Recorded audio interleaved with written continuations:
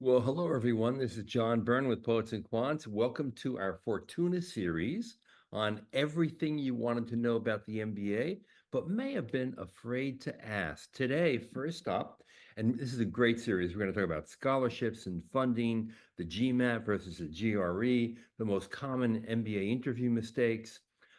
Is the MBA worth it? And today, it's how to get into a top MBA program. Now, those of you who know what YHP is may not know what HSW is. It's Harvard, Stanford, and Wharton.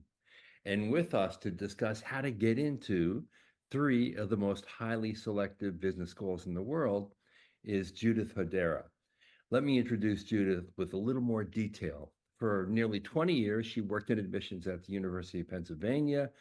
She had been head of the admissions committee at Wharton. She traveled throughout Asia, Europe, and the Middle East, recruiting MBA students, interviewed thousands of MBA applicants for Wharton, ultimately was acting admissions director of the Wharton School, and is a co-founder of Fortuna and a longtime friend. Hi, Judith. Good morning. I'm so glad to be here, John, and thank you everybody for welcoming me this morning. And it's great to see you again. Now, when I think Harvard, Stanford, and Wharton, um, it almost gives me the jitters, and I'm not even an MBA applicant because I know what the acceptance rates are at those schools, and I know that the applicant pools reflect a level of quality that, frankly, at least 50%, maybe even 80% of the applicant pool can get into any one of these schools. Yet at Stanford, fewer than 10% do. At Harvard, Mhm. probably 11, 12% get in. At Wharton, it's like 18. So, how do you crack the code? I love that question. And, it is a hard code to crack.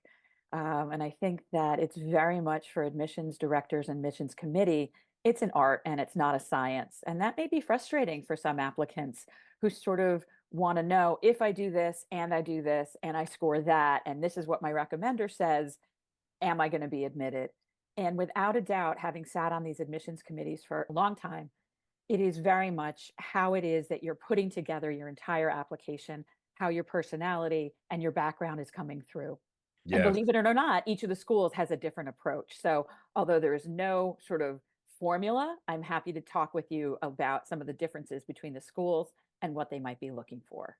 Let's start on the West Coast. Okay. Stanford, which is the most selective of the three. Well, the West Coast, as everybody knows, their question really is getting to the heart of the matter. What matters most to you and why? And I think that nothing really embodies the Stanford spirit more than this question. They are really looking to dig deep and to understand what it is you're bringing if you become a part of that GSB community. So they're looking, not surprisingly, for a very, very high pattern of excellence and performance professionally and academically. But in addition to that, they're looking for a narrative. They really want to understand what gets you out of bed in the morning. And not surprisingly, it's a question and an application process that I suggest that students start with, because I really do think that it digs down into the foundation of what Stanford is trying to do as they build their class. And inevitably, showing that you're able to be an agent of change is going to be very, very important for Stanford. There's no doubt that it is well regarded as a place that makes things happen, not only because of its alumni base, but also because it's where it's located and sort of, where it started in the heart of Silicon Valley. So those are certainly key topics that I talk to students about. You really want to be able to express who you are and what you intend to do with that GSB background. So, how are you going to make your own imprint on the world as a result of the education and the community that you're a part of? And that question invites deep introspection and almost, in many cases, to me, an intimate response. It really does. And I recognize that this might not be easy for everyone that's going through the process. It takes some time. This is not the kind of thing that you can sit down on a Sunday night and decide you're going to, put together. It really is helping to get your story out. And what I say to students all the time is there's a lot of things that have gotten you to where you are today. family upbringing, experiences that you've had, mentors, classmates, friends, and other experiences that really help you achieve who you are at 24, 25, 26 years old. So all of these pieces are going to be part of what you're going to be sharing with Stanford. And I think it's important to keep in mind that they don't want a repetition of your resume. They Mm, don't want a repetition of these are my accomplishments. They're looking, if you can, we talk sometimes about peeling the onion or digging deep and going one layer below to really get to the heart of the matter. And it's the motivation that matters to Stanford, I believe, more than the actual outcome. So I think that's important to keep in mind. Stanford is as interested in the process as they are in the final product. what about Harvard? What about Harvard? Well, it's, on the opposite coast, obviously, from Stanford, and definitely has a different ethos overall. I think Harvard is very well regarded, obviously, worldwide, consistently ranked in the top group of schools, and usually the school that we hear the most frequently about from our clients at Fortuna. Harvard certainly is looking for a habit of leadership, things that you've done in your undergrad and your professional life that have led you to this point in your life and your career. You have a demonstrated record of success as you do at Stanford. But I would say also that Harvard is really driven by people that are mission focused. So they're looking for sort of a deeper purpose and understanding how, again, that education is going to make an impact on the world. Mm. And I think traditionally they are thought of as very much a leadership institution. That doesn't mean that they don't have entrepreneurship and innovation. And of course they do. I mean, the three schools we're talking about today, John, are so impactful in those realms. But I think that Harvard also has a bit more because of its relationships with some of the other schools on its campus. It definitely has that very deep dive into leadership. And also, who are you is Harvard's fundamental question. And it's something that we really encourage students to think about deeply, and it helps to build the foundation for other essay questions that they may be working on. And one thing I could also say about Harvard is it's not always evident who it is that they're going to be admitting. You can't point to a certain group of students and say, aha, that's what they're looking for. Because I talked to an opera singer yesterday that graduated 2 years ago and is now working in theater. So, you never know what you're going to get. And I think that Harvard is really open to those possibilities. And that's a function of the class size as well, don't you think? Because Harvard is Mhm, going to enroll like 930 or so students a year, mhm. Stanford far fewer. So Harvard, in a way, can take a few more risks. I believe that's true. And also because of the ways that Harvard has their first year class really going through all of the same classes, everyone sort of has the same schedule. That is definitely different than the picking and choosing that may go on in first year curriculums, excuse me, in other schools. And I think that that's important to keep in mind that because of the Harvard size, you may not know everyone in your class as intimately as you do if you were to be at the GSB, for example, but you're going to certainly find pockets of people that you have a great deal in common with, and learn from people that are totally, totally different than your own educational and professional background. And I think that Harvard really prides itself on having this collection of individuals that together make this really, really robust community. Now let's go back to your old stomping grounds at Wharton. I'm happy to do that. And if I look out my window, I can wave at the Huntsman Hall building. It's a school that traditionally has really drawn a lot from Wall Street. That when it was founded back in the 1800s, that was sort of, educating young men at the time. It was only young men, to really go back and make a difference in banking. And certainly that has changed so much since that time. And Wharton is very much about team orientation.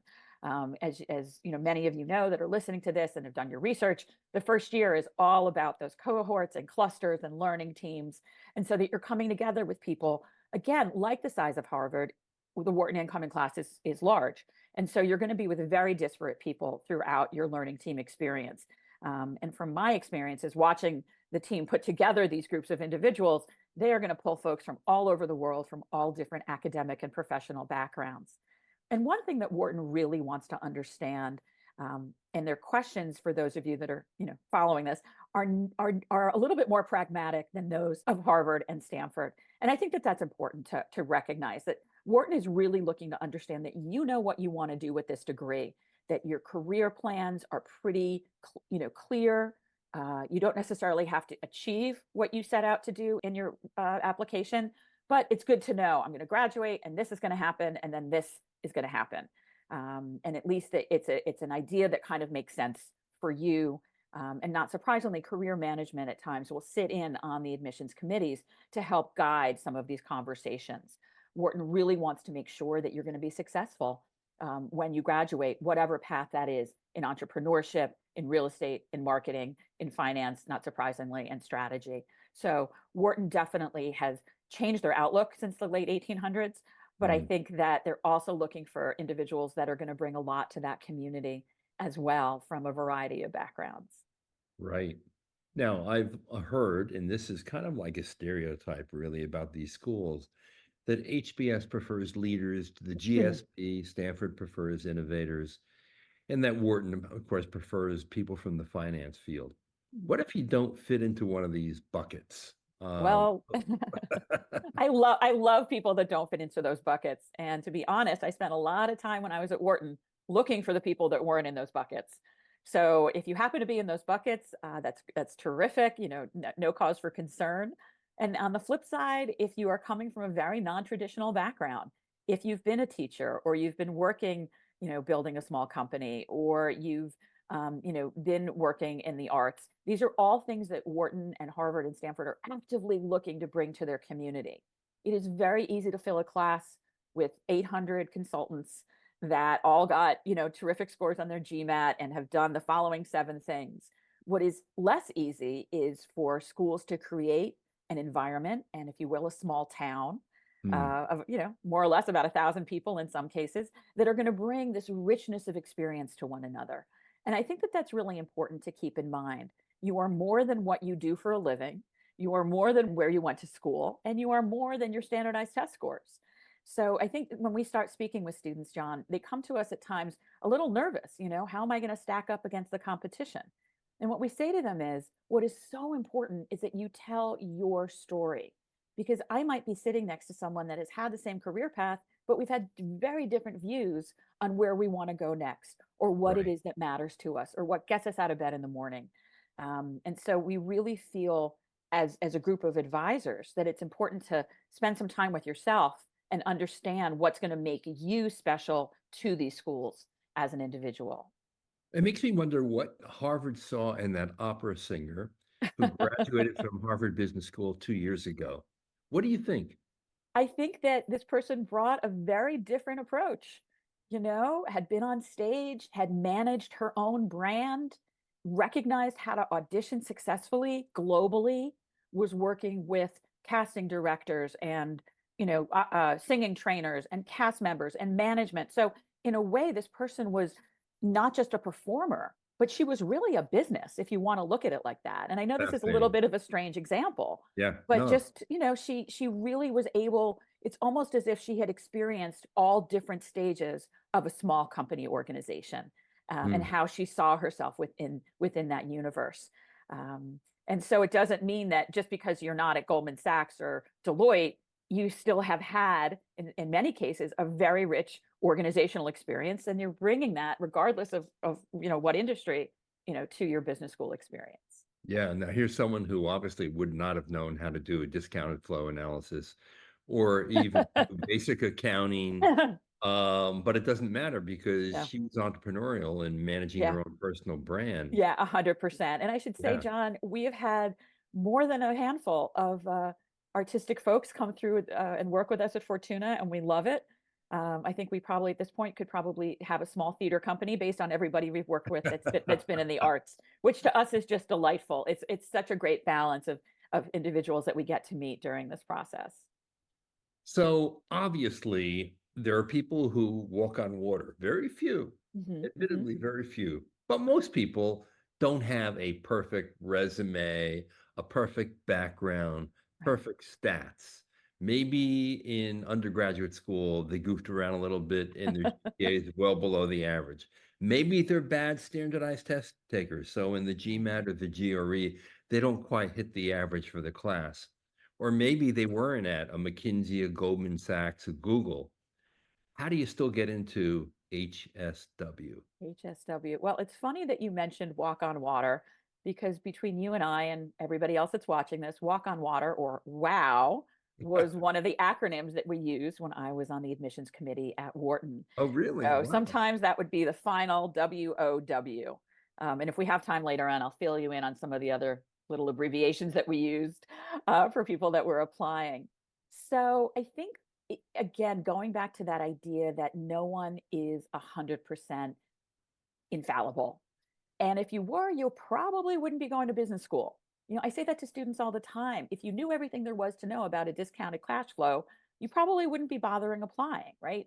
All these other experiences and people and opportunities that are going to be part of your experience at any of these schools, that is going to be the piece that is going to help you evolve into the next part of your professional and personal life. So to come in and think, oh my gosh, I have to have been best in class undergrad at my consulting firm or at my startup, and then have a perfect score on the GMAT or the GRE, and then have outstanding recommendations, from everybody. Sometimes it doesn't happen. And sometimes when you're 18, you sleep through anthropology a couple of times too many, and you end up with a C. I'm not speaking from experience or anything in that regard. But I think what's important to keep in mind, John, is that schools are schools because they want you to learn from them, and they are interested in the things that make life a little bit messy. And so that is really where the learning happens. And I'll tell you, when we were working in admissions, when I was at Wharton, and it was the dot-com bubble had burst, All right. and we had a lot of people that were coming to us saying, I failed. Is that a problem? It didn't work. We didn't get funding. I'm out of a job. And I said to them, that's the most beautiful thing that could have happened to you.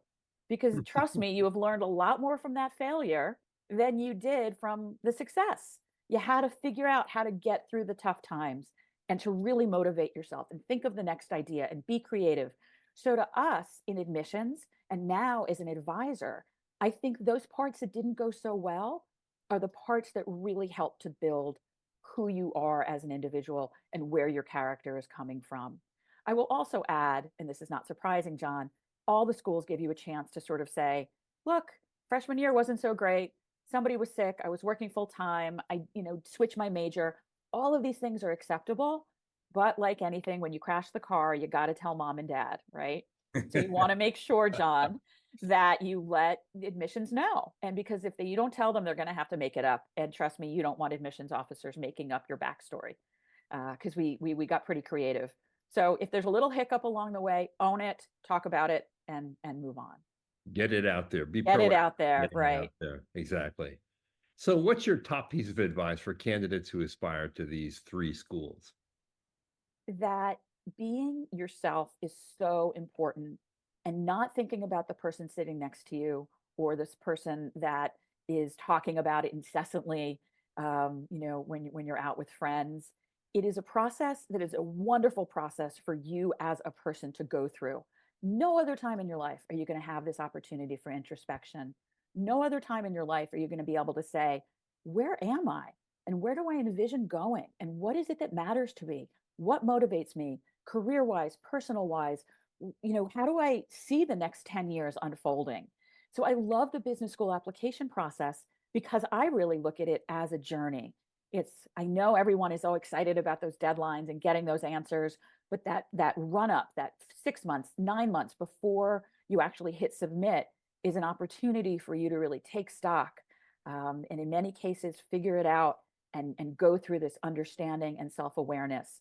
So again, I would say my top piece of advice is to just take a deep breath and be authentic, and don't try to hold yourself up to anybody else, because what really matters in this process is you.